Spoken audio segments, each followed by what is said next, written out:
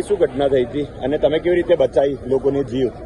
અમને કંટ્રોલથી કોલ મળતા વડીવાડી ફાયર સ્ટેશને અમે ઘટના સ્થળે આગ જોઈ અને બાજુમાં પેટ્રોલ પંપ છે ત્યાં ટેન્કર પડેલું હતું પેટ્રોલનું ભરેલું, એટલે એને ડ્રાઈવર નહોતો એટલે હું ઘટના કંઈ દોડીને ગયો. પછી ચાવી લીધા પછી ગાડી સ્ટાર્ટ કરીને એક સાઈડ પર મૂકી દીધેલી છે ગાડી.